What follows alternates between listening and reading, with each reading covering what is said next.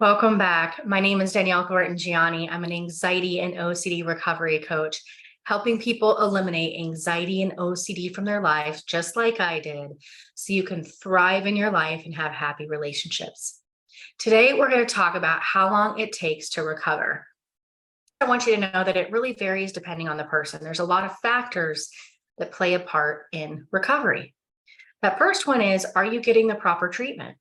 If you're not getting the proper treatment, you aren't going to actually get to that recovery stage. And that proper treatment is exposure and response prevention and acceptance work, along with a couple other things sprinkled in. The second one is how often you're practicing the skills. Again, we can learn a lot of information, but if we're not actually applying it on a daily basis, then we're not going to start to make a difference in our recovery. So you want to make sure that you're not learning a lot of information and then not applying it. You have to be applying it, and that's what starts to make the difference and change and rewire your brain. Not only do you have to be applying the skills, but you also have to be recognizing when those intrusive thoughts show up, when those fear-based thoughts show up, and use the techniques each and every time those show up.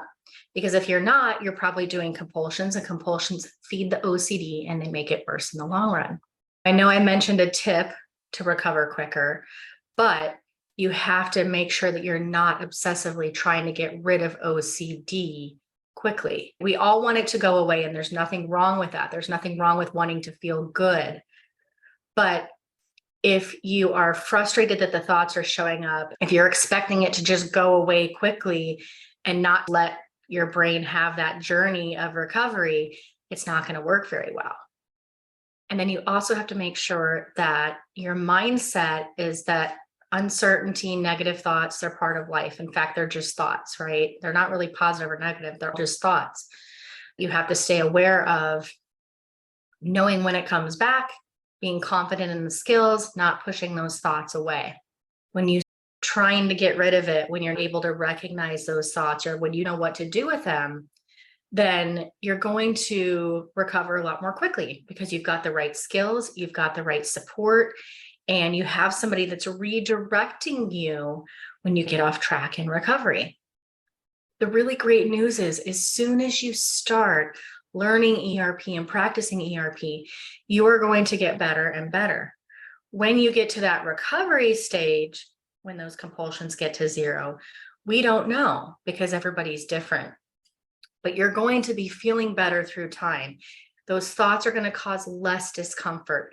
You're going to have more time in between some of those dips that you might have.